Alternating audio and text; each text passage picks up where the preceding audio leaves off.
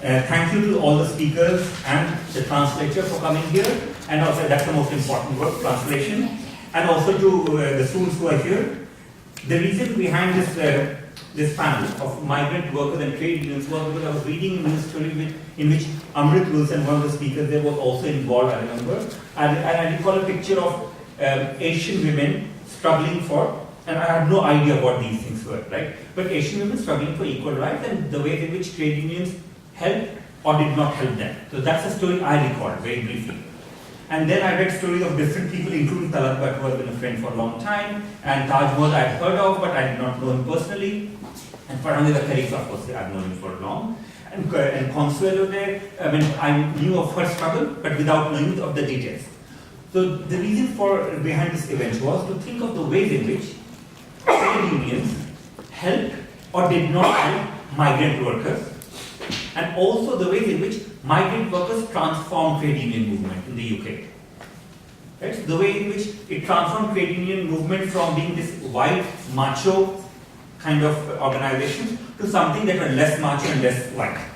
Right? That's how they transformed. But also, trade union movements provided space to a lot of people, migrants, to be themselves or exercise some power which they may not have had in the past. Because migrant workers, or migrants would also be coming from certain class, caste, gender location. And they would not have that much space in the community the way they would have once they become part of trade union movement. That was the idea behind it, to look at the way in which trade unions and migrant workers interacted with each other and learn from their experience. Right? So we started with one speaker, then two speakers, and 3, 4, 5, and then now we have got 5 speakers, I think. In fact, Farhang has agreed to chair the session towards the end, so I'll be the one inviting one speaker after another. So the first person, and we have around 7-8 minutes per person, so that we have time for interaction, is Talat Bhatt. Talat Bhatt is a friend of mine, that's a fact. He's been a friend for a long time. He's a Sweden-based Kashmiri activist. I know him through his work on Kashmir, the Kashmiri independence movement. That's how I know him. Then I realized he's actually more interesting.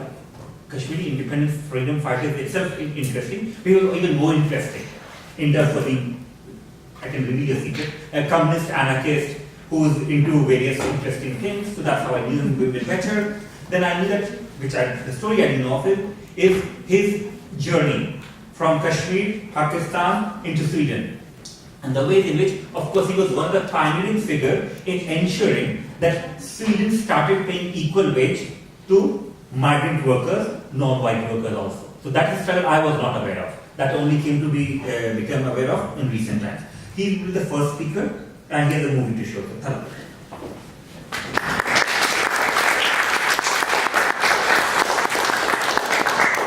thank you very much, Ramesh. This documentary, not complete documentary, it's just a short version of my documentary, is 4 minutes. But I'm working on this documentary, and it's almost halfway. So I'll be coming back in September, October. So the complete 1 hour documentary. So let's see, and then we talk a bit more.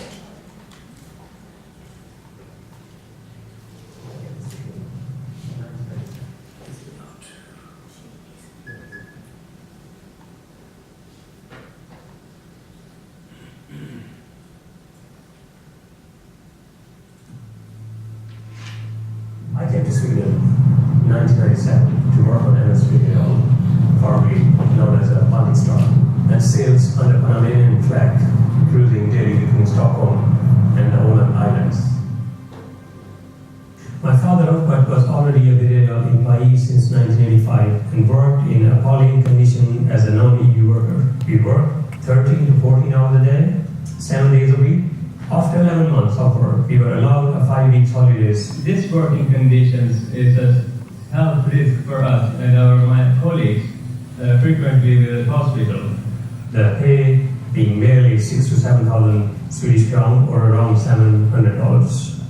Every demand for better wages and the rights enjoyed by our European co-workers were dismissed with the justification that our wages were better than we could expect, because we were not the European nationals and didn't have the same right.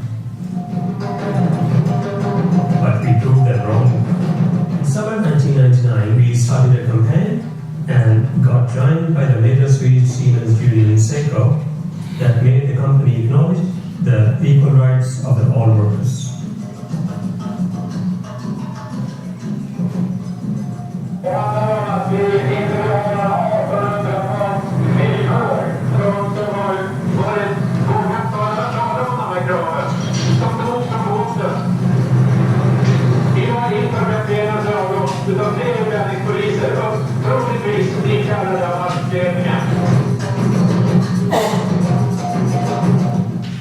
In 2008, my father got fired from his job after more than 23 years on board the MS Period.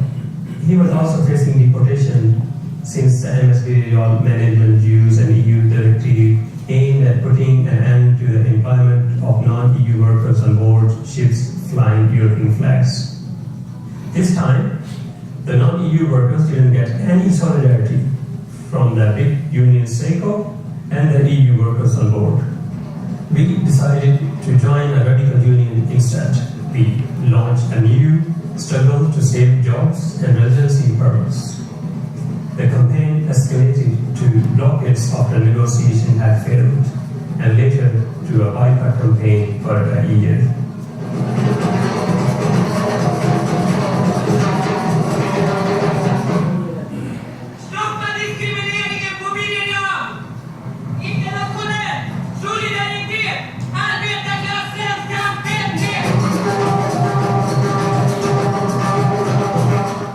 This documentary is not only about the struggle to gain the rights to decent working conditions, it is also about regaining one's dignity as a human being. It's a story about breaking free from isolation. It is a story of people coming from the closed society and starting fresh in one of the most democratic societies in the world, a society in which we could only watch democracies from the outside. But was it possible for us to participate in it?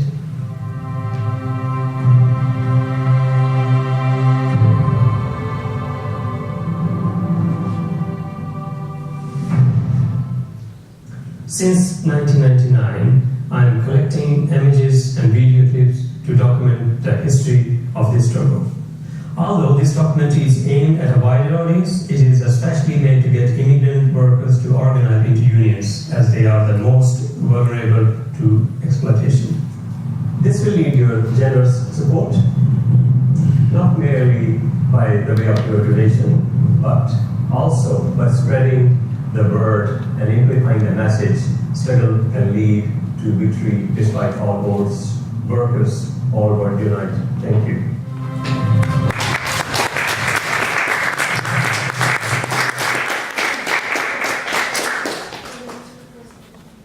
So that's what's already happened actually. It's the archive that I'm working with from 1999 to 2009. So what's happened after 2009 is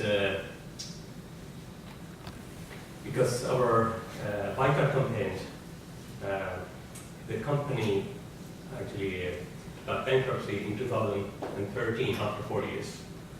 But what's happened is at that moment 100 more people lost the job actually, the Europeans. So we was total 120 and then 100 more lost. But 15 people left actually on this boat up to last week. So what's happened is so this guy, Ivan Carlson, bought this boat actually last summer. He is a multi-millionaire. Even he earned money actually from the asylum seeker houses. For last year, he just earned 150 million from the asylum seeker houses, from the immigration, because 150,000 immigrants came. But it's like a big scandal. So what this guy did, so because these 15 people, actually the Europeans, who never helped us in that time, even one of the union guy, so got fired from his job because he bankrupt actually his new company to kick off all 15 old workers because they're getting so much high salary.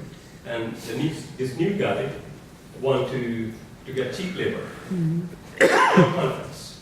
But that's what's, and the most what we see here is Pebe, who was a union guy, and he's saying, oh, I lost a job after 17 years. He's a Swedish guy. And then, but he never helped in the first hand when our non-European when we were struggling for a better job. And he did not consider having somebody work for 23 years. So what I'm trying to explain is like, for the capitalists, it doesn't matter actually, European, non-European, black, white, it doesn't matter. They want to save the money. And we need to cross about it, we need to make the solidarity cross-community. We need to work with it. All the immigrants actually need to work with this. So that's what I'll say. So, Thank you, Talat.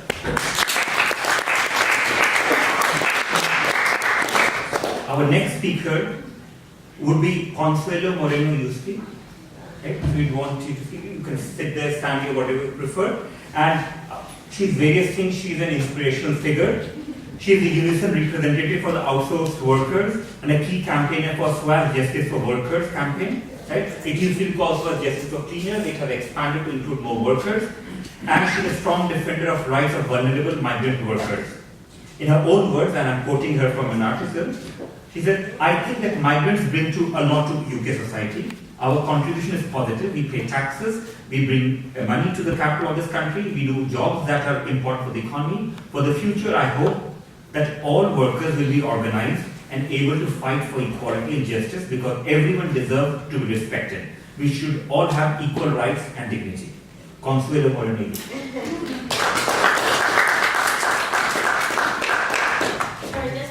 How much time do we have? 8 to 10 minutes. You need translation to 12 minutes.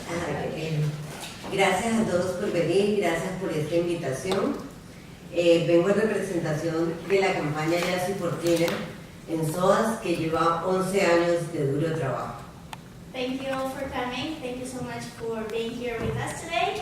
We come as representatives of the Justice for Workers campaign at SOAS, which has been on for 11 years now.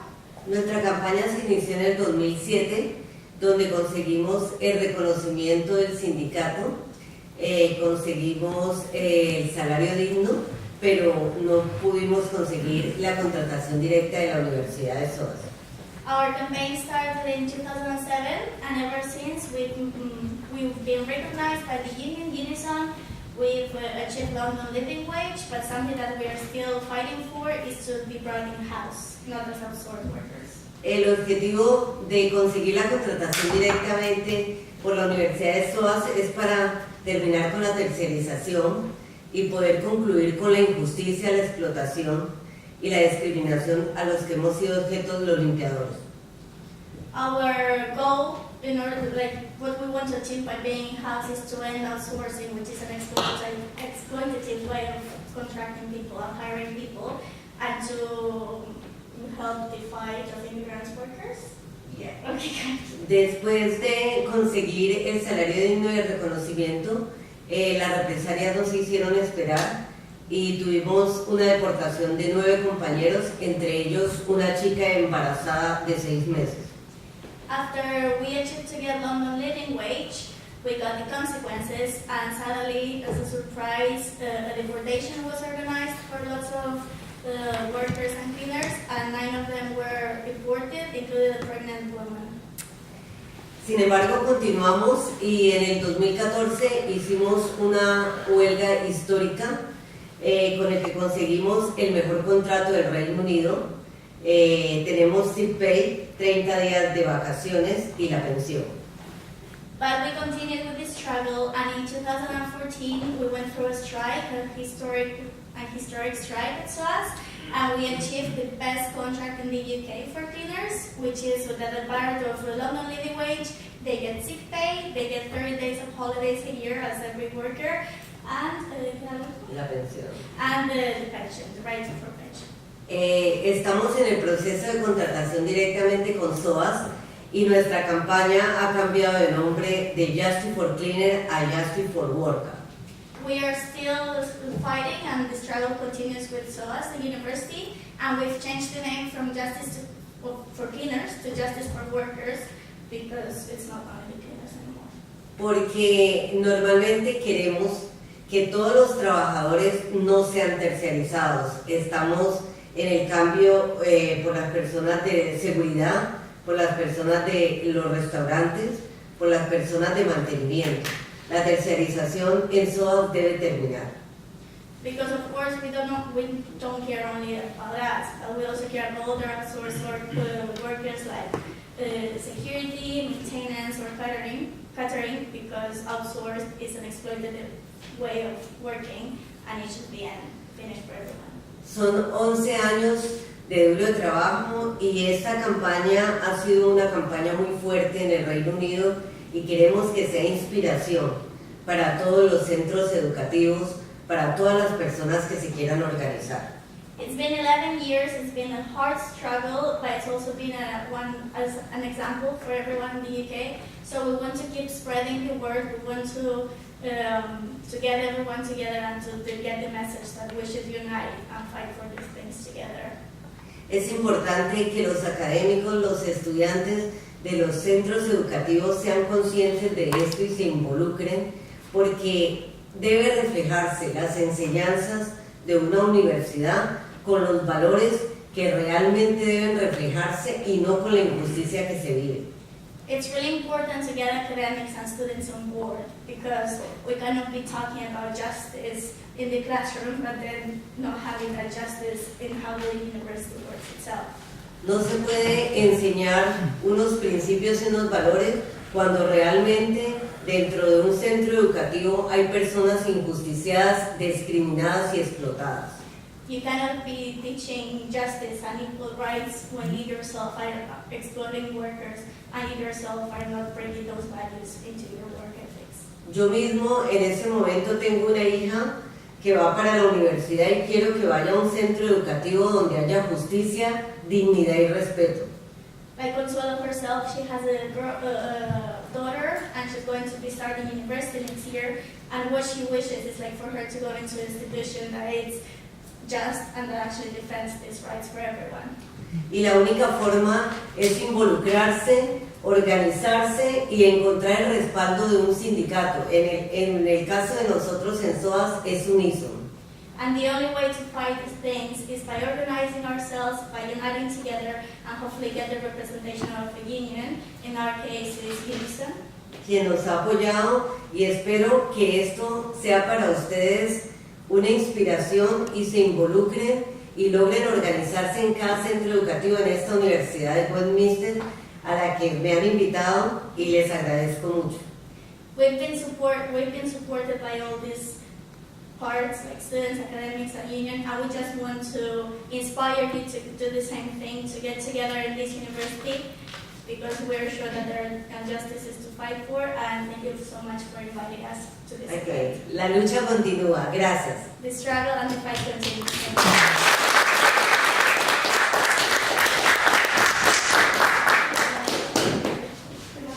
Our third speaker, I should say fourth because there are two of them. Right, so our third speaker is Mohammad Taj. He was elected as 145th President of Trade Union Congress in 2013, and with that, and that's how he defined, he became the first Muslim and the first South Asian President of TUC.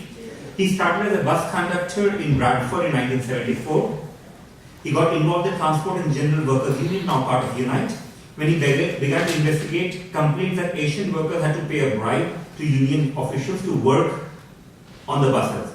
Taj has also been awarded an honorary doctorate by Bradford University for fighting against the injustice of the 1995 riots that erupted after the long-standing tensions between local Asian youth and the police in Bradford. And he recently got another honorary something, I saw it on Facebook, I don't know what it was. I congratulated him, but I don't remember what exactly it was. It was some other award for him. But please, Taj.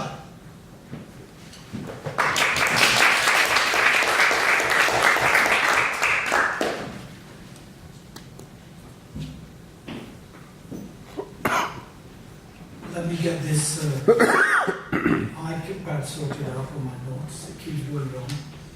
My grandson, who's only 8 years of age, has given me some good training, but I hope it comes handy today in terms of when I get to operate it. Let me work on the principle. There has been 3 questions set out for today's debate in the email that was sent to us, and I'm actually going to cover those areas because I think they're relevant, and I have been involved in that particular field over the years, and I may be able to help and assist you with more. So the first question is, what roles and should trade unions play in accommodating and engaging with migrant workers? Now let me say this to you. The role of trade unions is to organize every worker, whether they be black or white or migrant workers, because that's the only way for us to be able to negotiate collectively whether we are in a place of work or we are working somewhere else. So that's the role of the trade unions. The job, in fact, is to do that, and that is for one reason. One reason is to stop the exploitation, because migrant workers are more vulnerable to exploitation than anyone else, because you're newly arrived in the country, you don't know the laws, legislation, so therefore the employers are likely to take advantage of you. And there's only one person who benefits from that, not the workers. What happens, in fact, is the employers make more profits and more profits. So there's unfair distribution of wealth going towards the employer rather than employees. Now that also stops, in fact, the racism that takes place, helps and assists with the migrant workers' allegation that they're pinching jobs. In fact, most of the jobs being taken up in Britain today or Europe are as a result of jobs that other people are not prepared to take up.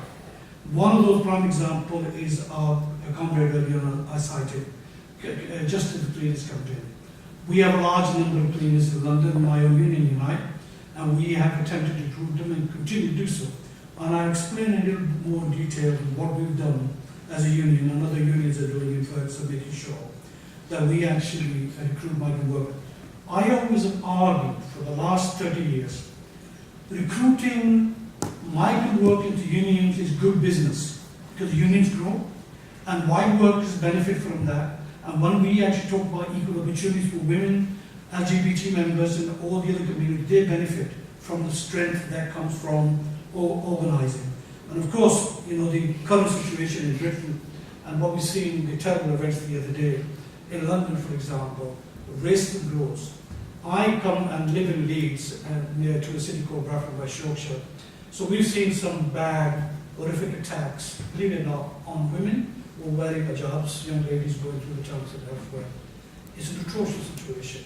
Here is a man who's led the attack, but women are the ones who are suffering just because they wear a hijab, that they are identifiable as Muslims.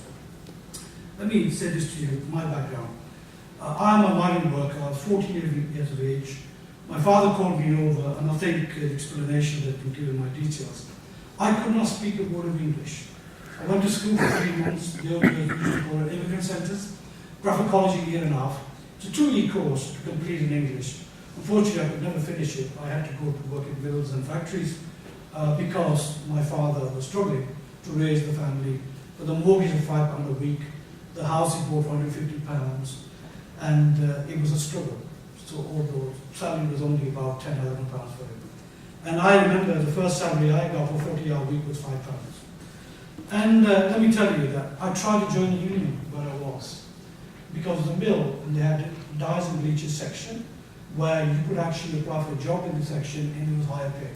So when I asked, he said, there's a job vacancy coming up in the dye house, it doubles the salary if I move there. I'd like to apply for the job. And the foreman said, well, you can't. So why not? He says, it's a closed shop. Some of you don't know the historical background of a closed shop. Back in the 60s and 70s, closed shop was that unless you were a member of the union, you could not get a job in the factory or a plant. Print industry, for example, engineering, others they had their common, and the dyes and bleaching. So I couldn't get a better job because I was Asian or black, and I was not allowed to join the union. I was stuck to it. Let me tell you, 5 years later experience was I tried to join the Labour Party because I wanted to get involved in politics. And I went to the local councillor who was the chair secretary for the area, and I said to him, why did you join the Labour Party? He said, son, at the moment we fill up with no vacancies. So when there's vacancy, come back and see us. I never saw him again. 3 years later, another black sympathetic person asked me, he says, would you like to join the Labour Party? I said, well, I tried to join 3 years ago. They told me I'm full up.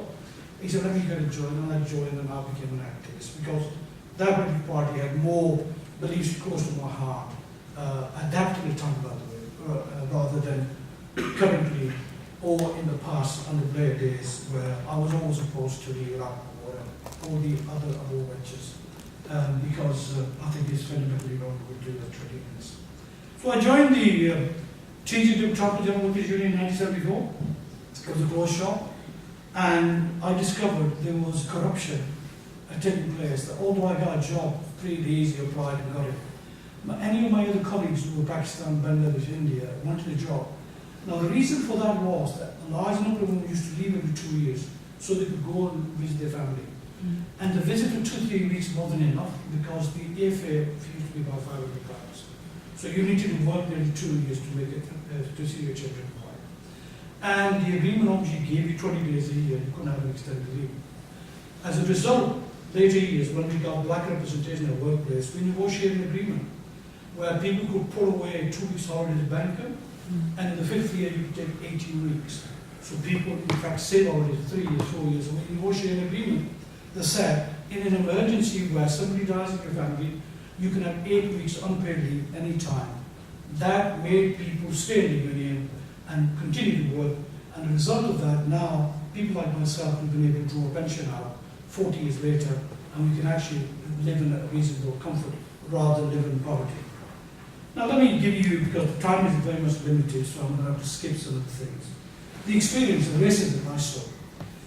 Even in the 1990s, which is not far off, 1990, you're talking about literally 25 years ago.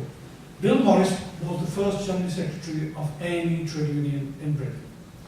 The election ran, and Bill Morris beat a guy called George Wright in Wales. I was quite young whippersnapper. I could run about 9 and 1 nowadays. I have to take my time. What we had was that George Wright won and lost. There was a complaint lodged with the Trade Union Commissioner saying there were irregularities. So the election had to be rerun again second time. Now, first time, back in 1990s, not long ago, leaflets were produced. There was no social media, and for publicising campaign, to put a picture on a leaflet was very expensive. So therefore, people always put a name, the title, the position. There was never a picture. Now, George Wright's team realised actually that Bill Morris may have won because everybody thought he was a white person. So the second election they ran, he produced a leaflet. No candidate has ever done that. Even if you stand for council at parliamentary election, you don't see a picture of your opponent on one side and you on the other side. So they produced this leaflet. There was a picture of Bill Morris and Bill Morris. On the other side, it said George Wright. So what was the reason behind it? So members could tell, listen, this guy is actually black and I'm white. Election result, he actually increased in majority, won the election again. Because there was a large number of us on the left, black and white, unifying, to say it was fundamentally wrong what the other side was doing, the right wing was doing. So Bill Morris won, and he made some fundamental changes to our union structure. He worked with us to ensure that we had representation in TUC within our union on proportionality grounds. Because at one time, early 1970s, we actually started arguing until 1995, 25 years. We wanted the TUC to give us direct representation in the General Council, and they wouldn't give it. They said, no, the representation has to come through the section of unions. We can't do that.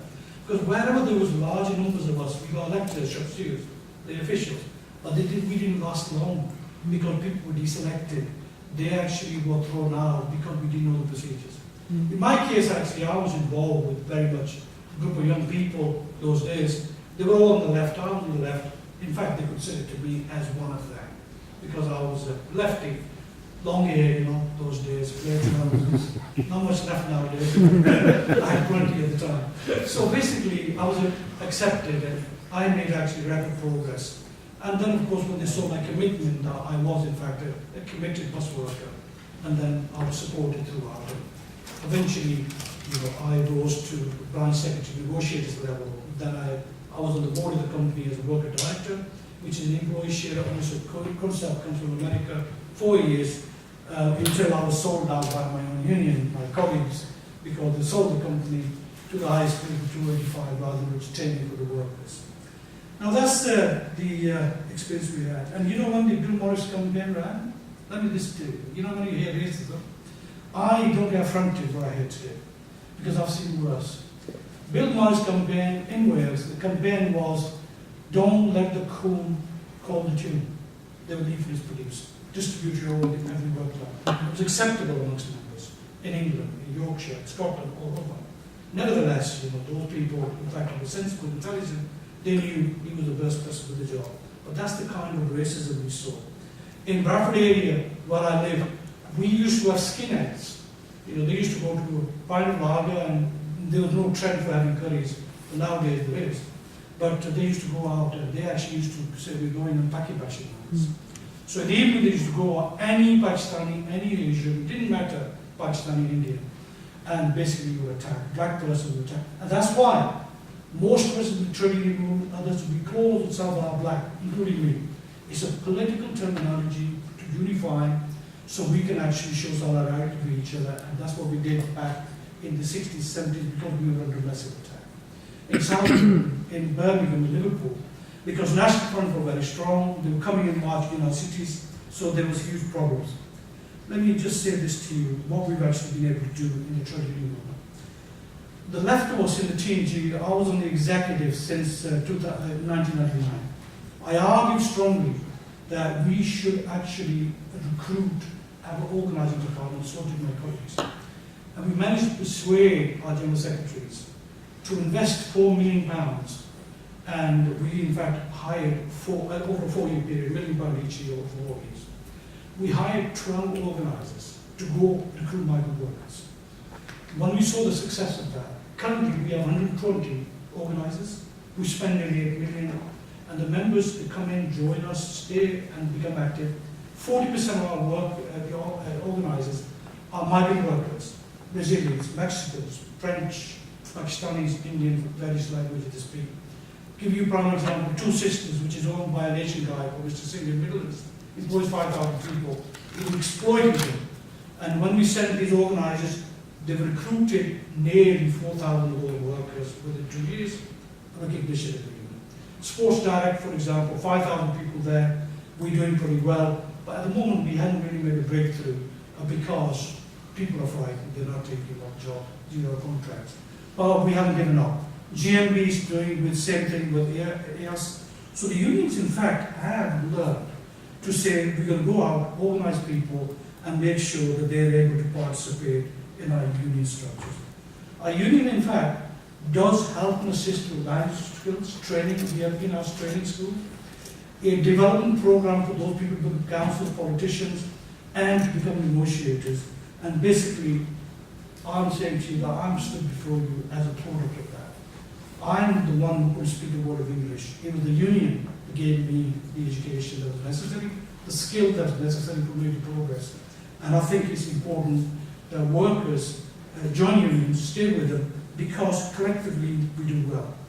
Now, back in the 60s, 70s, large number of people from India, Bangladesh, and Africa came here.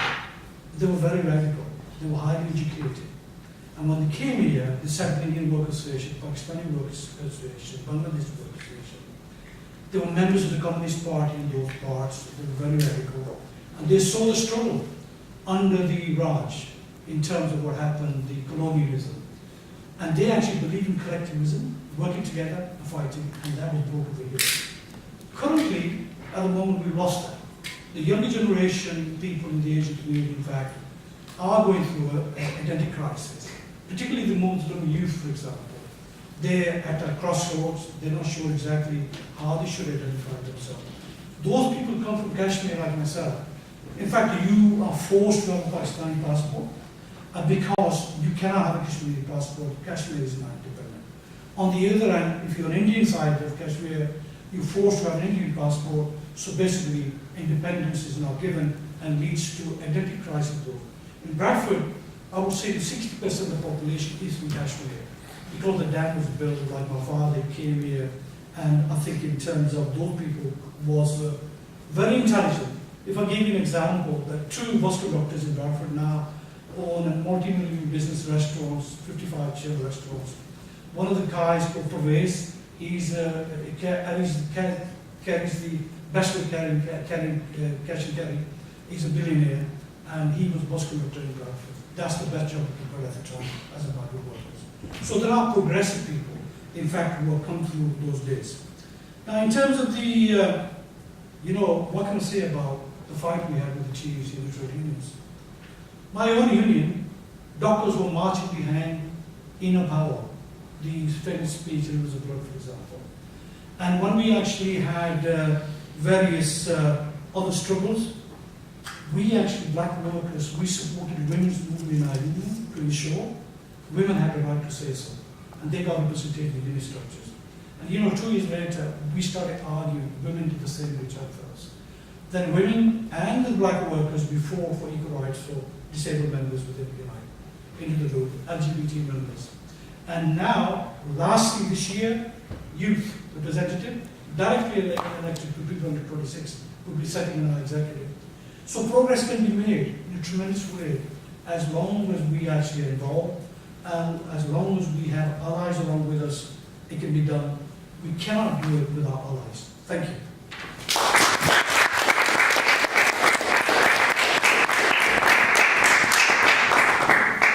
Thank you, Mohammed Taj. Our next speaker is Amrit Wilson. She's a writer and activist on issues of race and gender in Britain and South Asian politics. She was also here last week talking about and talking against Hindu nationalism in India. And she has been a founder member of AWA, the first South Asian women's collective in the UK, which campaigned against the notorious virginity tests, supported, I'm not aware what that test was, so you have to tell us, supported South Asian women's workplace struggles, campaigned against population control and for reproductive rights. All the long details are there on the website. The reason I said I didn't know much is because there are these struggles that a lot of, let's say, Mohammed Taj or Amrit are aware of, and Farhan I know are aware of, and Talat also, that many of us or many of you would not be. The things that we take for granted now are something that were a result of hard-fought battles over years. So in that context, one of the reasons for having this event was to find out about those struggles and to what extent we can learn from those struggles and carry on the struggling. Amrit.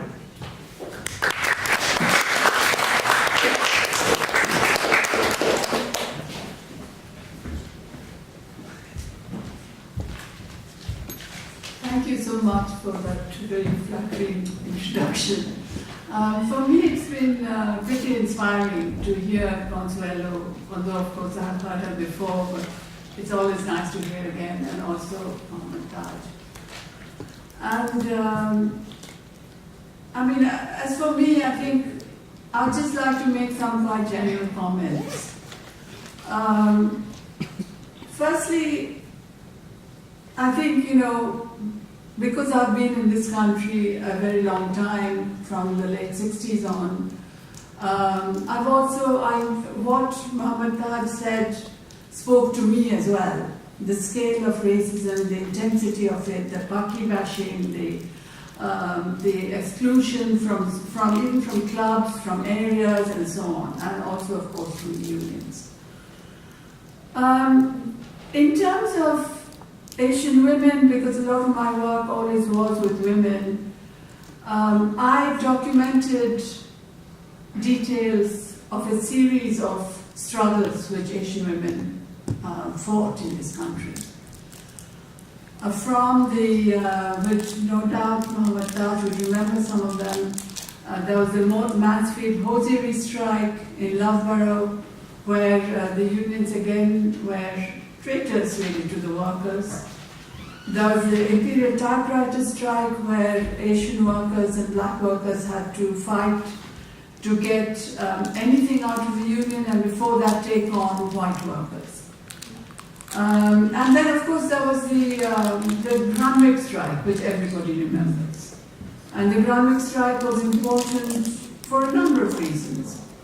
Firstly, it was a very inspiring example of the way in which the whole of the workers' movement can support one single strike, and in that way come together in a way which is really, if not revolutionary, at least majorly transformative.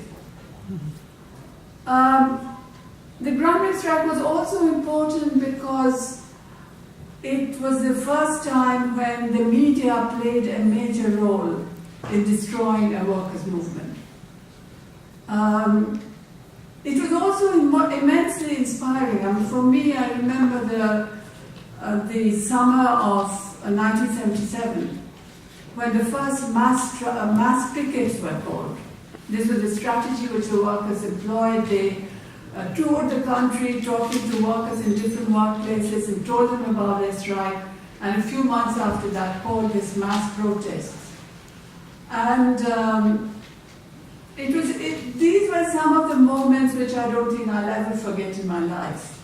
To see Arthur Scargill coming down the road in a residential area with a sea of miners standing behind him, coming to support these Asian women in a small factory in North London. So it certainly was a show of strength for the left as well, which perhaps was, the fact that white workers were supporting black workers was fantastic. But it was also amazing because here you had the left coming together in a huge way. But then, now looking back at the Groundwork strike, there have been many analyses of it, there have been films made from a completely white trade union point of view, but with distance we can perhaps analyze it more clearly. And we can see that ultimately it was a failure for the left for a number of reasons. Firstly, of course, the state, meaning the Labour Party at that time, there was a Labour Party under James Callaghan, a right-wing Prime Minister. There was also the TUC under Len Murray, who proved to be a total traitor to the workers, having told them he's going to stand shoulder to shoulder with them. He completely betrayed them. And then the whole establishment, which realized that this was truly a revolutionary movement and must therefore be crushed. And that's literally what happened. There was pressure from the union hierarchies on the various lower ranks of the union to limit the number of pickets. Mass pickets were stopped, and surprisingly and disappointingly, the left, which included at that time the Socialist Worker Party, the Communist Party, the left of the Labour Party, they all decided somehow that it was not worth doing much more. So from that amazing peak, a truly inspiring peak, which would have not only changed those workers' lives, but would have changed our lives, changed the future. Everything fizzled out after that. So then the questions we can ask today are, was it racism? Well, there are elements of it in the way in which the trade union movement, essentially the white trade union movement, glorified the Groundwork strike as an amazing phenomenon where white workers supported black workers. They also built up the very charismatic strike leader, Jaya Ben Desai, as an icon, which is all very well, but it was a collective struggle. And the nature of that collective struggle is completely forgotten. So one is then left wondering, what went wrong, really? And to me, one of the most important aspects of it is the gradation and the hierarchies within the movement itself, with many people having much more power than they have now, than the lower ranks. Take, for example, Jack Dromey, who has been a Blairite and so on. Jack Dromey was a young man in those days, and he played a very positive role in supporting the workers. But since then, he has betrayed workers. He has, there was a strike in Gate Gourmet, if you travel by plane and you eat the plain food that's made by Gate Gourmet workers. There was a strike there in 2005. Jack Dromey, then the General Secretary, I think, of GGWU, let those workers down completely. Police came with police dogs, workers were shut out, a very large number of workers lost their jobs, got nothing.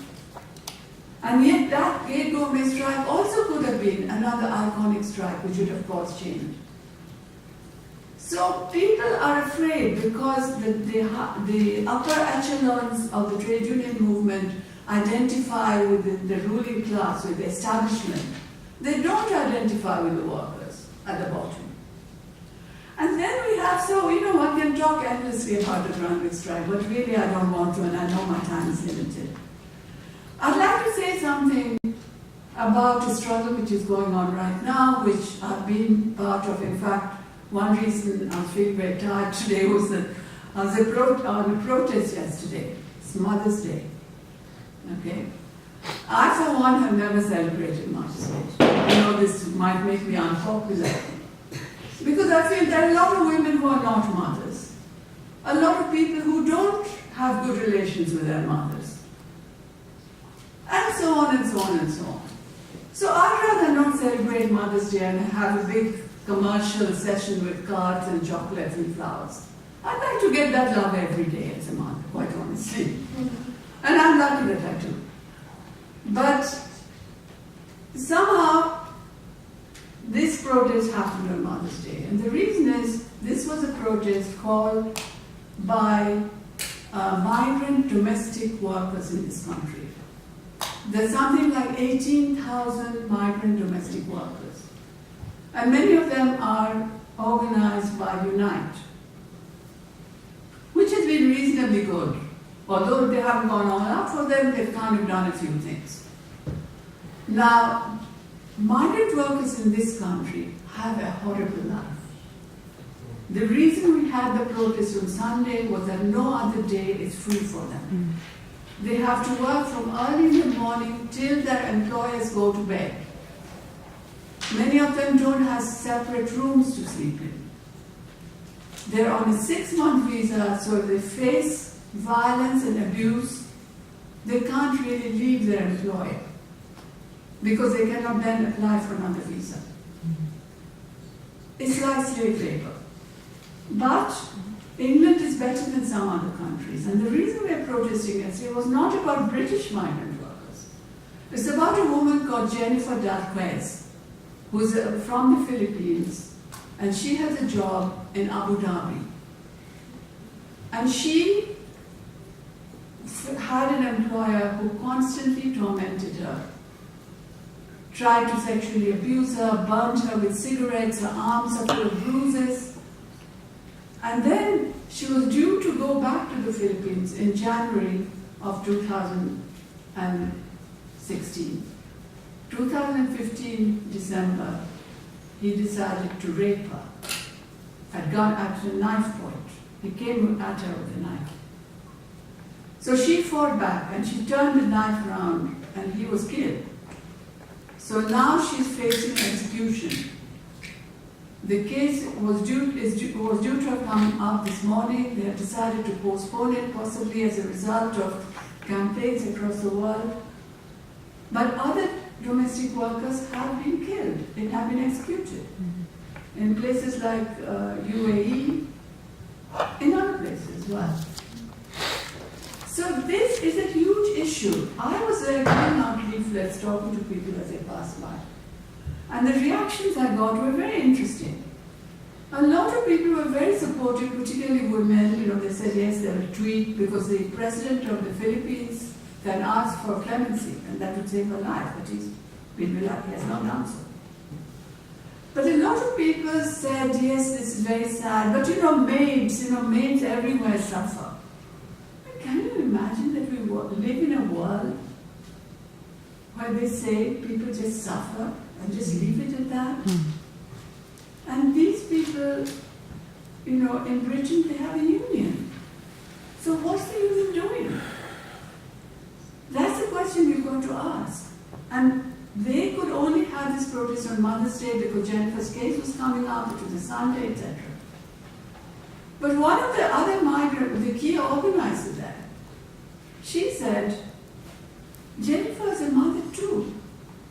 The reason she was working was to support her 2 young sons, in the Philippines and family. That's why she was there.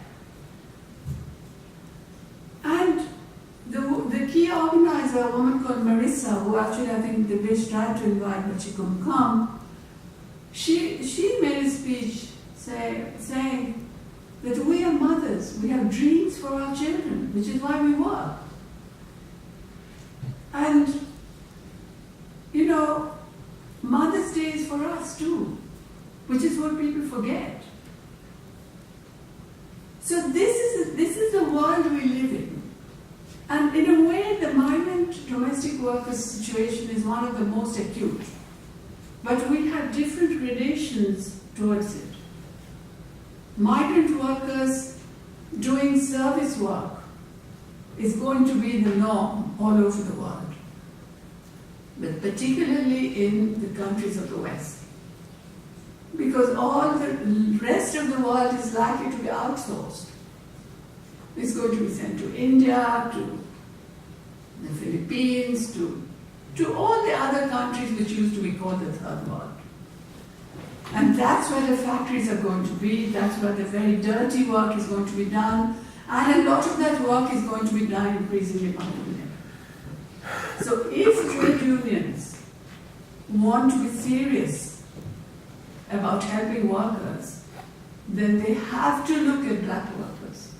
They have to look at workers of color. They have to look at women workers. Otherwise, they are completely useless. This may sound very pessimistic, but really it's not, because you know we do have organizers like Consuelo who still within this space can maneuver. And the other thing which is very inspiring is that we have a whole number of workers now who've been refugees who were political. You know, people from Colombia, people from Brazil, you know, people from the countries where refugees have come because they were dissidents. And this is a big hope for us for the future. So I think I've spoken long enough, so I'll leave it there.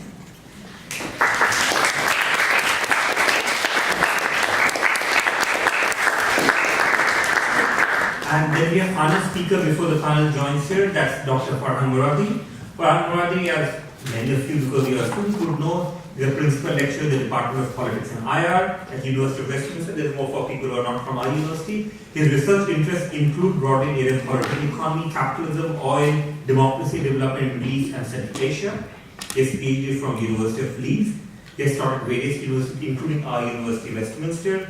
He also has a political life and political background, which I'll let him discuss, and his own journey from Iran to here, because that's partly connected to why I was keen on him also being a speaker here. And in recent times, he has been researching on relationship between neoliberalism and conception of the state in post-revolutionary Iran. I don't know what he's been talking about, but Farhan.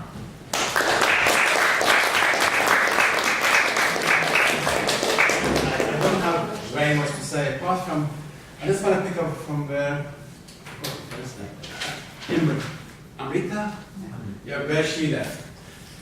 I mean, I suppose we all have different narrative of who we were and how we ended up in here, and here we are, in some way or another. We are involved right in the middle of it. I think this kind of journey, I think, is useful and also is interesting for those students who are, or those youngsters that they are looking into perhaps silver lining, that it does exist and they can do something about it. I wanted to say a couple of things because, before I can go into the details of what I want to say. First of all, I was a young man when I came to visit to England, about 20 years old. I never had a plan to stay here as long as I am now, but here I am, 57 years later, I'm teaching in the University of Westminster. But I never also had a plan to become an academic or to teach in the University of Westminster. That wasn't planned at all. If I had become a factory worker, I would have been very, very happy even now. But life changes. And also, politics, I think, is also like a journey where you travel. And this travel can take you in different places. You can also be influenced by different things. And it can turn you into, sometimes we call it left, sometimes we call it right. Depending on what happens to you throughout your life. So suppose, for somebody who had seen the revolution at the age of 17, 18, I wasn't very active during the revolution, but I did witness that, I did see it in demonstrations. But I wasn't one of those who ended up in prison. I was once for one day, but I wasn't that kind of activist. But what brought me into the politics, or politics of the left, if you like, it was also a miners' strike of 1984. It was a fantastic, massive strike. The scale was huge. And here you have miners from Yorkshire or from north of England mainly, even sometimes from south as well, in Kent, coming to London. And I became a student in 1984 in East London, so-called Polytechnic.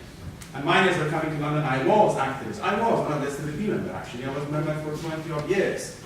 But I was a young person who had to help the workers who were not getting paid, and they had a family and they had to feed their family.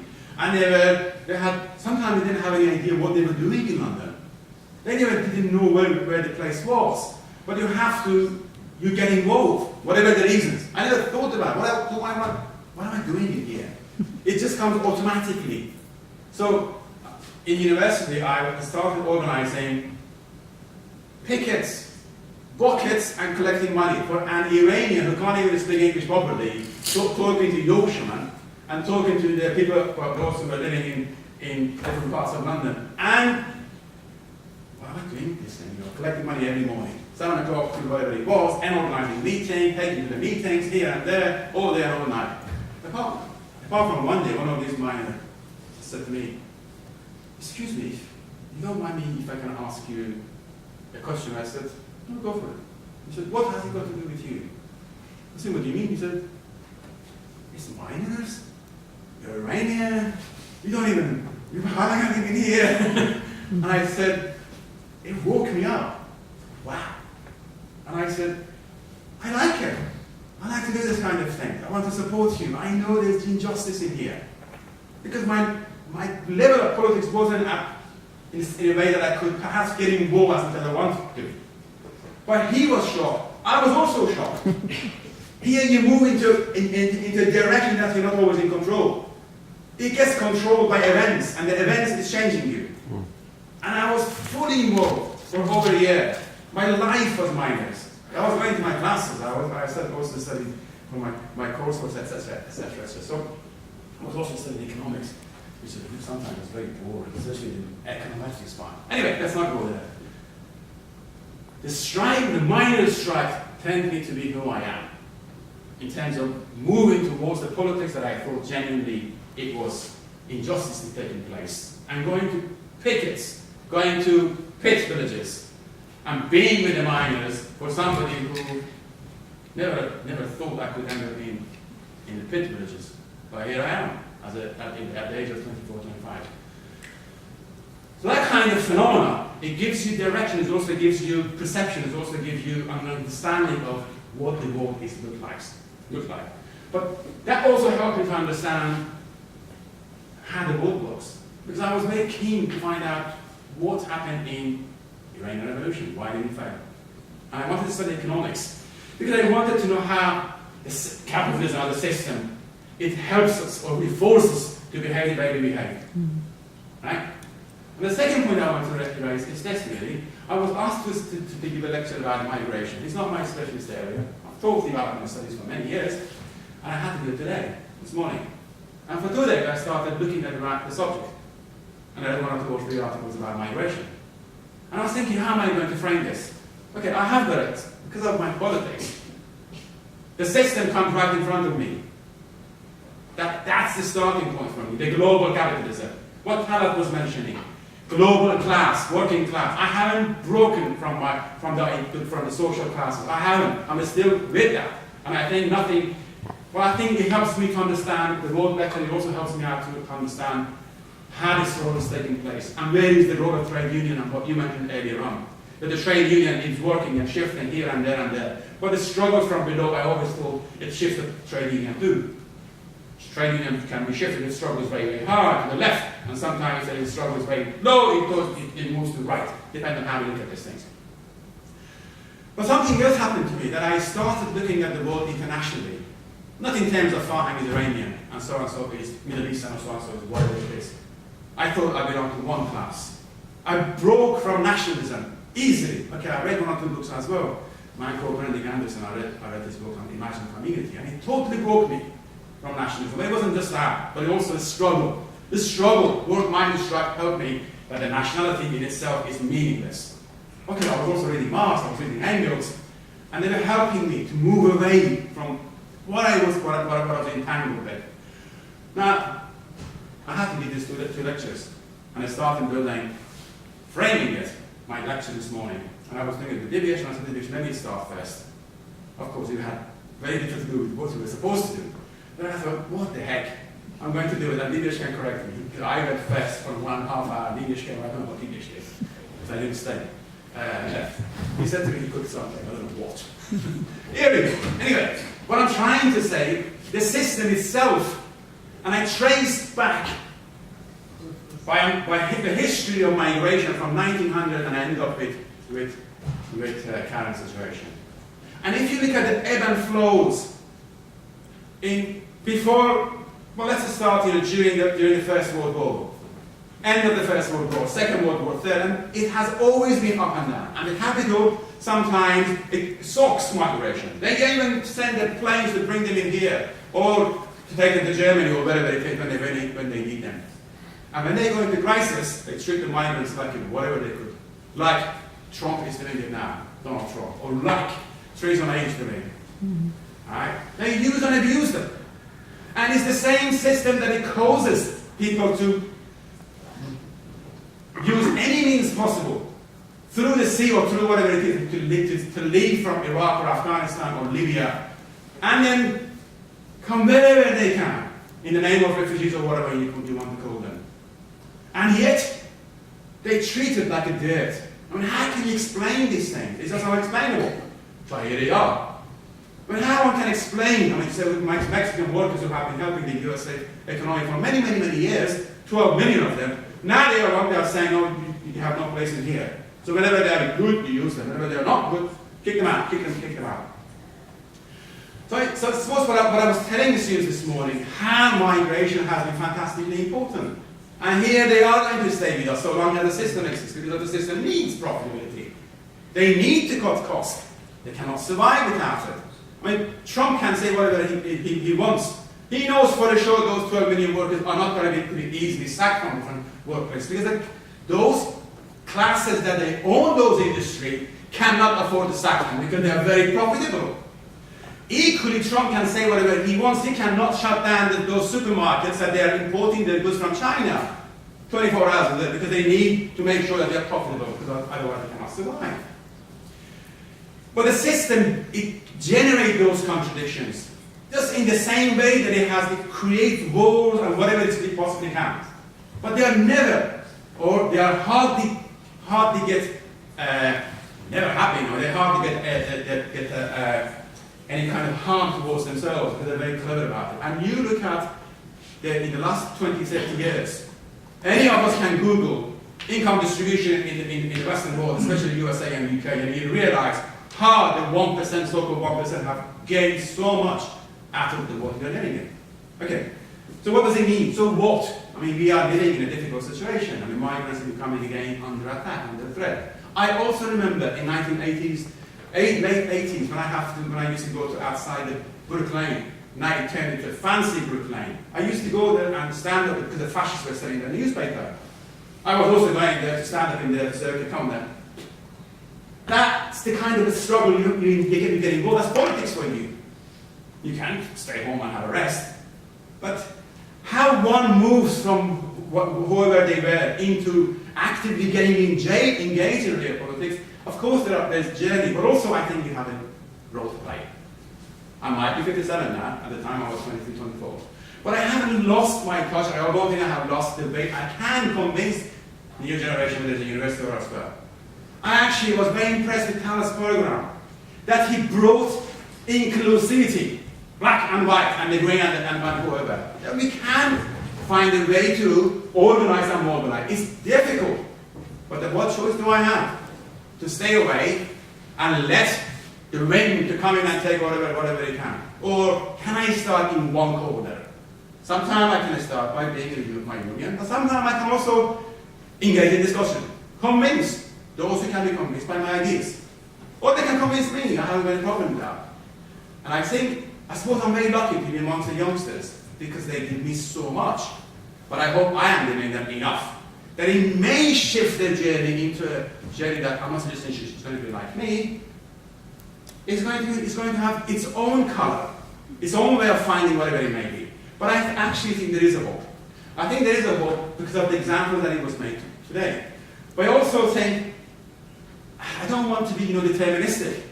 To say that the world is happening, the crisis is happening, the whole system is going to be either barbarism or socialism. No, I don't think that's true way of good way of explaining this thing. But I think we've got to be hopeful, and we have to also look for possibilities. Of course, we have many mistakes, but we shouldn't let those mistakes to overcome us. I think we should think about what we can get out of what we got. And think about perhaps better strategy, better way of finding a way to fight back. And I think if you don't do it, we lose even what we've got.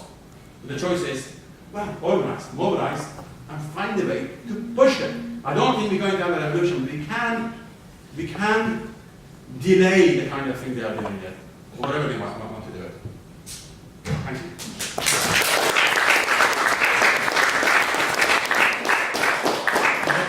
All the speakers to take the chair. We have around 20-25 minutes for question answer, and then Farhan please.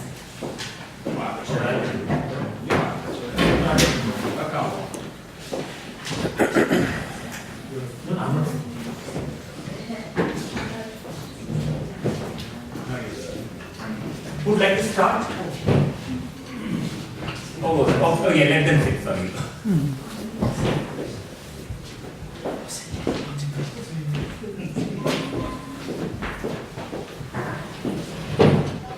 Who likes to start with the question from please? Yeah, hi, my name is Ritu Chhabra. I'm a trade union activist. I've worked for PCS Union, Public and Commercial Services, for 10 years. And since then now I'm international trade union work. And currently I was really interested to hear Amritji in what she was saying, because I'm currently working in the Imperial Typewriter Building in Leicester, and trying to organize migrant workers, which you will know from your experience. There's a multitude of all kinds of workers that are being abused over there right now. Dispatches recently did a program on the rag trade and the stuff that's going on in the trade, in the rag trade in Leicester in particular, but all over the UK. So what I'm really interested in is, you talked about the work and you did there, in the 60s, I think you said. And the problem is still there. The problem has, in a sense, become worse. There's more underground work.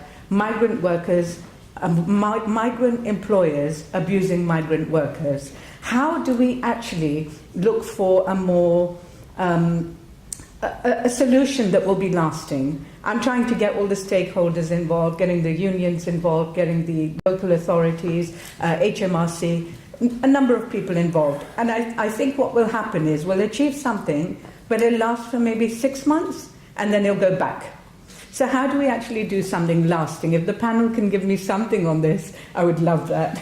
Thank you. Thank you. Are you okay with taking a couple of questions and then answering them? Okay.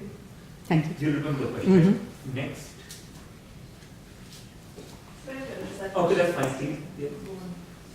Amit, would you like to start?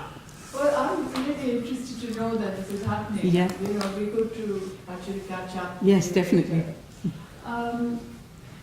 One reason why I find it really interesting is that it's in Leicester. I mean, I don't know who these workers are, or, are they Asians? Yeah, mainly. It's a mix now of Eastern European. Because, this is very fascinating, and this is really, in a way, touches on what Talat was saying, and we're talking about the global nature of capitalism. Yeah. Because, here you have, Leicester is it's a Gujarati town, right?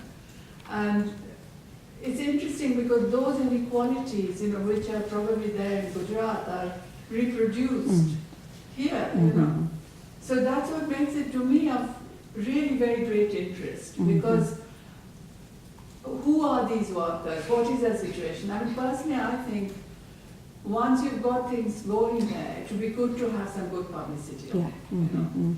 I think that would really help. Yeah. Because I think a lot of Asian employers now who are well off can be the worst exploiters. Let's face it. Yes, yes. and they do need to be taken on and exposed, which very often they're not. So, I mean, that's my view, but I don't know enough, and I would really, really like to know more. Yes, I'd welcome that as well. Thank you. Thank you. Anyone who wants to add to that? Yeah, I think it's in terms of you're spot on what you just said. My own experience in the Yorkshire region is the large number of Asian owners run businesses now. It's not just they're actually exploiting people, but it's something else happening that it doesn't get publicised with the trade union movement or doesn't come out. And I've dealt with many cases where, in fact, people are working for the board and they are not getting the appropriate minimum wage. Yeah.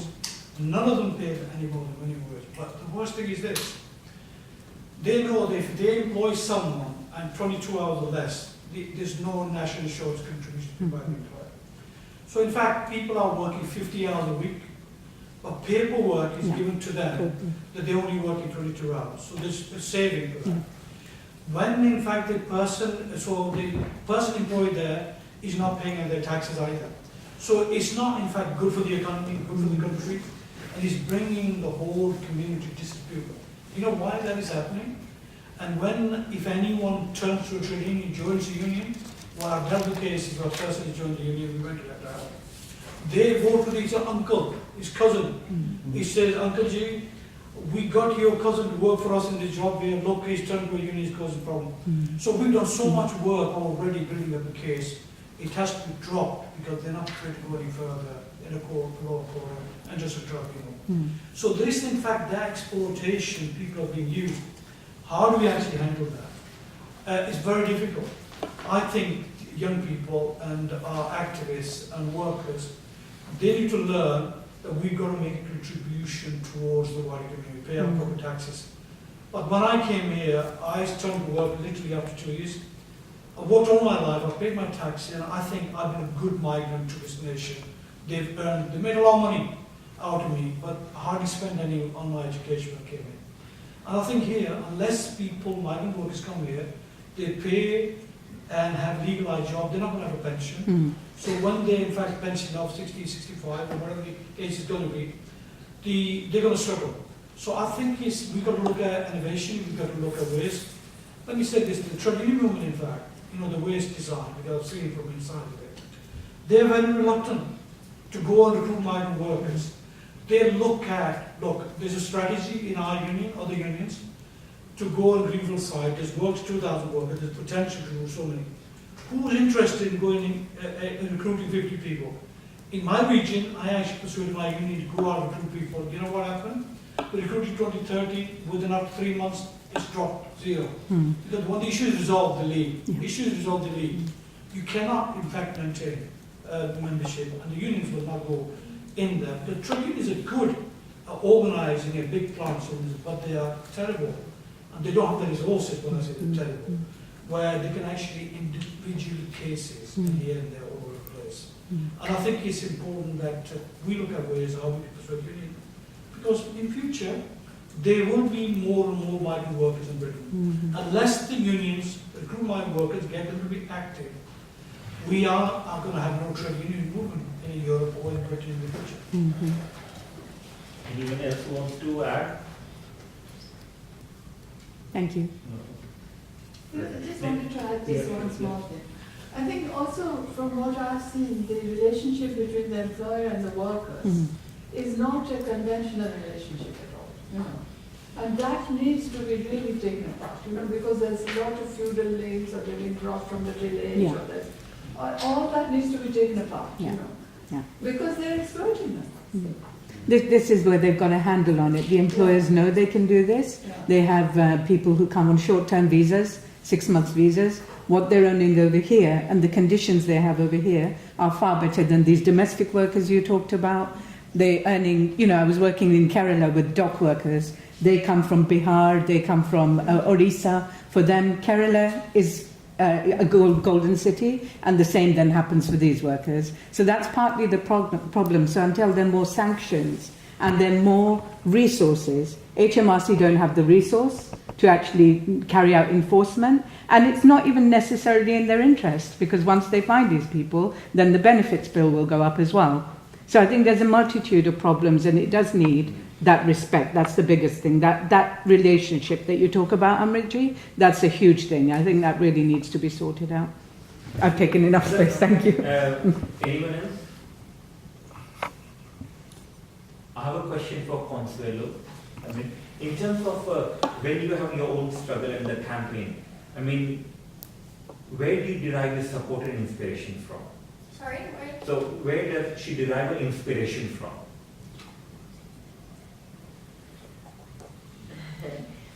Bueno, realmente llegar como inmigrante a un país de estos fue muy difícil por la cultura de la barrera, pero a ver, pienso que lo llevo también en la sangre porque mi padre fue sindicalista en mi país de origen. First of all, because of her experience as an immigrant, like she came and she suffered many struggles, first as an immigrant, before as a worker, but also because she feels that she has it in her blood because her dad was part of a union back in Colombia. ¿No? Y pienso que de las cosas importantes de que hablábamos, lo importante es concientizar a los trabajadores de que tienen unos derechos, afiliarse a un sindicato y organizarse y mantenerse fuerte, porque nosotros como trabajadores somos la fuerza sindical y podemos conseguir todo lo que nosotros nos merecemos. So she knows that it's really important to make migrant workers in general aware of the fact that we have rights and we shall fight for them, because only when we unite we can actually go against this struggle. So yeah, she just got that. Thank you. Can you just ask, can you please tell us about a little bit about your father's struggles? Sí, a ver, mi padre tenía una empresa de transporte en Colombia y se unió en un sindicato. Lamentablemente fueron 15, bueno, para mí fue una gran experiencia, fueron 15 años de lucha de él, pero finalmente fue asesinado en mi país. So her dad had a company, like a transport company, and they joined one of the unions in Colombia to fight for their rights as workers. And he fought in the struggle for 15 years, but in the end he was killed because of his activism. Por su actividad sindical. Okay, anyone else? Sasha? Actually, I have two questions. The first one, I thought, well, all of you are activists. Weren't you afraid to start it? Especially since right now we have the story of an activist being killed, and as I understand, it's not like a very rare story. And secondly, how do you manage this? Like, when you started, were you alone and you just had an idea and you were so passionate about this that you were able to bring people together, or like were a group of people and you just like the manager of them and this is how it started? How it works? We'll start from. Can you go that way? Well, I think in Britain it's in terms of it's not intensive, or there isn't the fear of if somebody makes death threats, they're kind of empty-handed. But nowadays you've got to take them seriously. You know, with the Joe Cox murder, for example, and all the others. My experience when I was trying to fight the corruption, the bribery that was taking place, if an Asian worker, black, was wanted a job, they had to pay £200 to get a job. And then when you went to the driving school to pick up driver, you had to pay another £100. And so basically, at that stage, when I joined, I had a white colleague of mine, and he encouraged me, and he said, look, don't you think it's wrong that your countrymen are having to pay bribes to get jobs? And I said, well, you know, yeah, I think it's wrong, but what can I do about it as an individual? He said, well, go to the union meeting. Anyway, the union meeting went. After nearly 2 years, the union branch officer who was there, he was prosecuted, he went to prison for 18 months. Another middleman went to prison for 9 months. The personal manager, he was in court, he had a heart attack and he died a few days later. And so the other people actually blamed it was him. Now, because I was involved with this newspaper inquiry, and management knew it was me, I was only 24 at the time. And I was, a bit mad, like all young people are. And it didn't bother me, worry me, because there were death threats made to me. And there was, locations, letters given to me. We saw you at such and such place, and when you go there, you ought to watch your back. And so therefore, there was a fear factor. I could have been stabbed, I could have been attacked. But it's something, when you believe in something, you don't fear anything. Like your father, for example. My father was also training activist at Kashmir. He was a lorry driver. And he got involved when the government tried to make legislation saying if a driver has an accident, somebody gets killed, they could go to prison for life. So he joined part of the campaign to put a stop to that, and there was a strike for 5 days. After that, government caved in Pakistan. To this day, they never tried again. Very effective industrial action. So there is those. So my roots, in fact, was from a socialist background. My father was. He was a trade union activist when he got involved. And over here in Britain, he was a member of GMB, and he became a shop steward. Although he couldn't speak a word of English, but he was a good shop steward. Anyone else in terms of talent? Yeah, because just as Parag said, within circumstances we, change our lives. So my inspiration of where I come from is Kashmir. It's a dispute between India and Pakistan. We're fighting over Kashmir. And I was 16 when I joined the freedom movement in 1988. And that time, our leader, he was hanged in India. His name was Mahmood Bhatt, what we call him actually, Che Guevara of Kashmir. So his quotes actually, he was saying, I'm not just fighting against external occupation, but hunger and all kind of injustices and for education.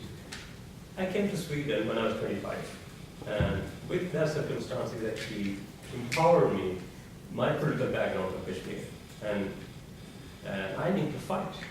I have to fight. And in that vote, actually, my father came 85 and he accepted that conditions. And people came before him accepted all these conditions because he was poor. That's why my father came. And because my father didn't have any politically kind of motivation or for sake of me, maybe, or my sisters or my mom, he accepted that exploitation. But my political background empowered me to fight back. So it took me to 21 months. And then it's a journey for me. Up to now, it's my journey. I'm going to explain probably in the journey. And there I learned, how important the union is and how to organize it. It's a process I learned. It's not in the books, it's a practical, I think, you see, there are different ways of answering your question. Some people, they enter into call it activism or whatever one wants to call it, through maybe knowing legal or illegal side of what is happening. Because the condition you are in determines how you behave towards the kind of things that you are trying to do. So for example, if I was in Colombia, I would be aware of my environment. The environment doesn't mean just the air or whatnot, the political environment through which that you have to operate. So sometimes, in the case of Colombia or in the case of Iran, I may have to duck and dive. Ducking and diving, somebody throws at you, you don't want to hit your head, so you duck and dive. But the political environment in the UK is a bit different. It's very different compared to Colombia or compared to Islamic Republic. There are limited space, but sometimes you don't go through decoding those political space. You don't sit down and read the rule books to say, well, what I'm doing, but if I'm doing this is right, good, not wrong. But you know what? Before you go and do it, you don't. Especially if you're young, because your inspiration comes from, whether it's from somebody has given to you or what maybe, or it could be from someone else, being angry for whatever reasons. And you kind of subconsciously you're attracted to this kind of politics, and it takes you. You don't notice it. Suddenly you are saying that you moved into a direction that you didn't anticipate. But there are some who it's planned. They just come through the structure, if you know what I mean. Not everybody has got the same journey. And the journey of, our journey would give you this, it demonstrates that. Mine wasn't written down in your textbook. The fine, this is what you're going to read. Not at all, far from it. But does it matter? No, it doesn't matter. What matters is how you see the world, and are you prepared to change it? That's an important part of what, I suppose, what anybody does, and how you can see, changing it. And I think the story, and I've heard about it, I've also heard and I know, read about the SOAS workers that are struggling in there. I know some of the people who are very involved. They influenced them a lot. When I say workers, not just the Colombian workers, but also white workers. And vice versa. They've also influenced them, I'm sure. And these things are not exclusively working for Colombian. Once you're in struggle, I remember the miners had a paper, like a song, some used to have a third page, and miners had it too. When the strike happened, they removed it. You know why they removed it? Not because the man didn't want to see it. No miners. The wife, they started struggling. They were fighting alongside their husbands. And in the struggle, people change.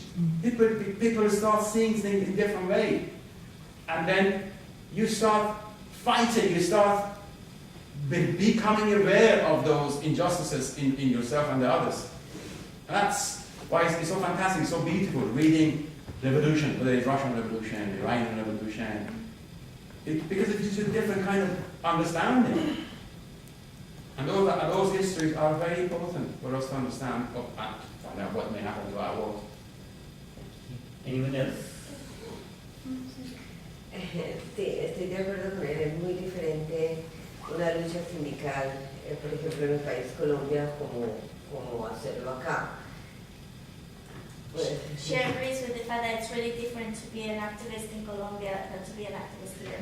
Pero igual aquí, cuando empezamos a luchar, se sentía miedo, por ejemplo, de enfrentarse a los managers por la persecución, por la discriminación, por un despido, ¿no? But even in that situation, of course, when you start, you're afraid, and even more in their situations when they were vulnerable because the managers could discriminate against them, they could be fired, or all of that, of course. Pero cuando yo empecé a trabajar en SOAS, había muchos de mis compañeros que eran ilegales y los managers sabían y se aprovechaban de eso, no les pagaban, les aumentaban el trabajo, entonces ahí se inició lo que fue nuestra lucha y nuestra campaña. But what happened is that when she started working at SOAS, lots of the workers there, they were in a illegal situation in the UK, and the managers knew, so they just took advantage of this, and they didn't get paid, or they had to work even more than in their contract, what they said in their contract. So just from this struggle, they decided to react.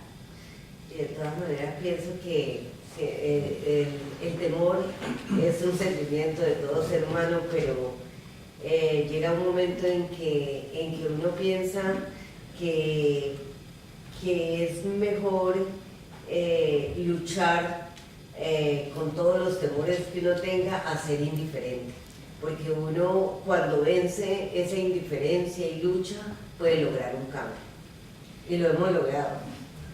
And of course she knows, and she acknowledges that fear is a human emotion and that we all experience it at some point, but it's important to know that it's much more powerful to fight with this fear than to just stay indifferent, because once you achieve something, you feel so powerful, and all these fears just transform in pride, because you managed to do something that is just, and actually they achieved something that they really needed, and just because they overcame those fears.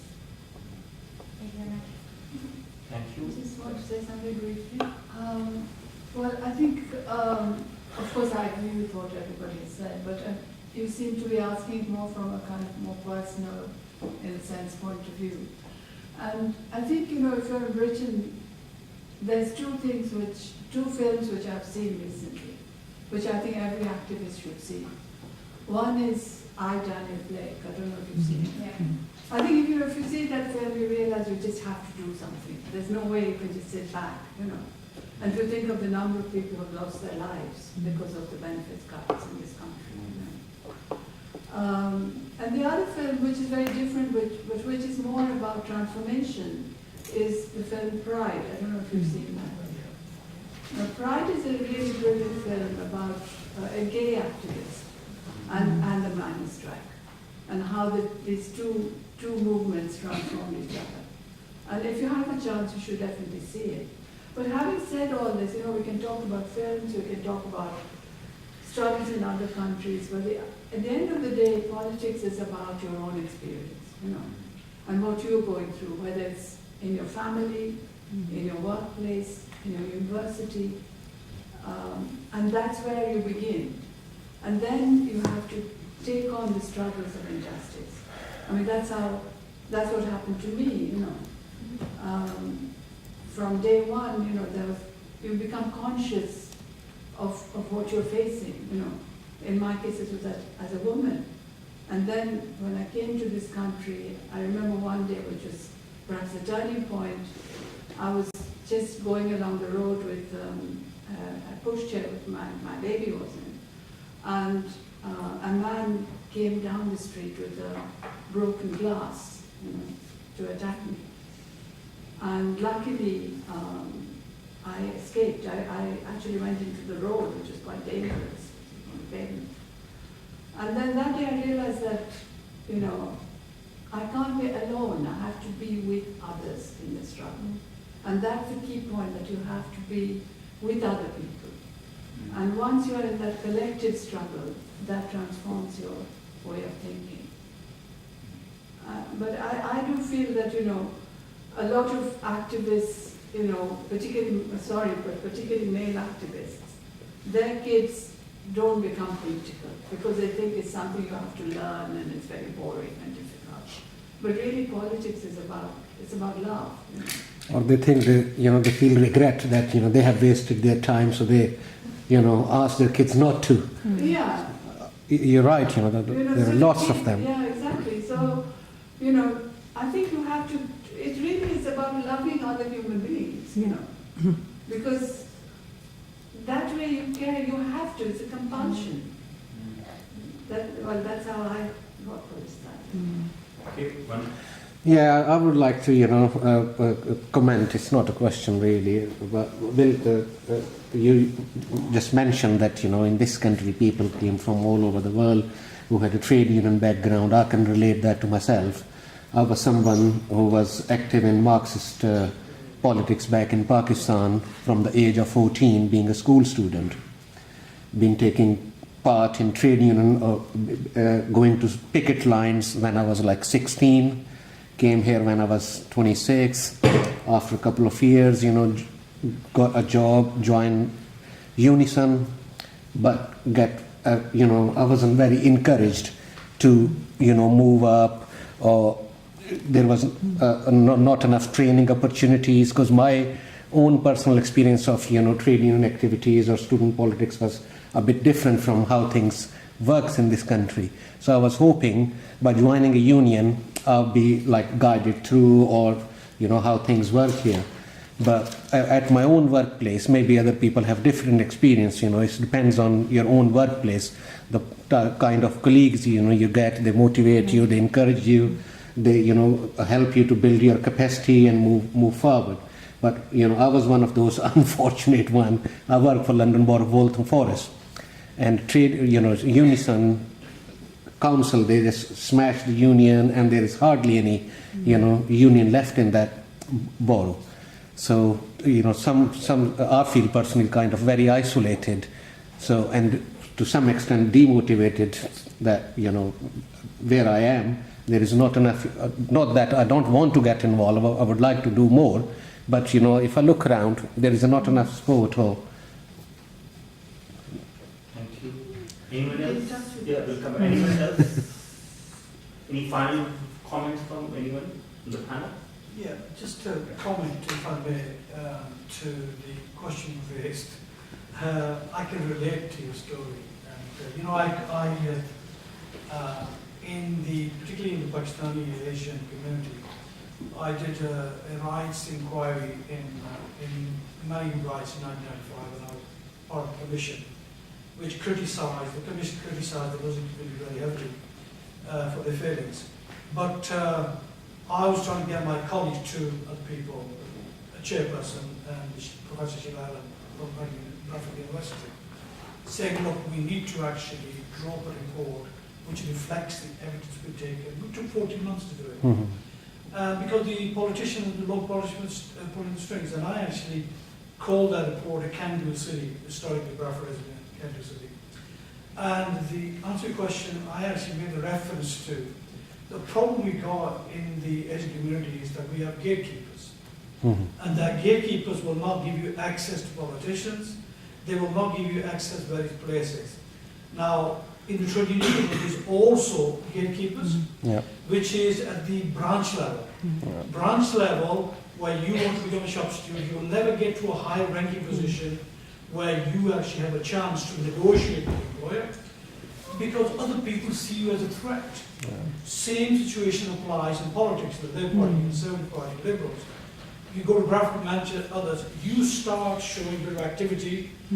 The other Asian men, mainly I have to say, because they're blocking women as well, Yeah.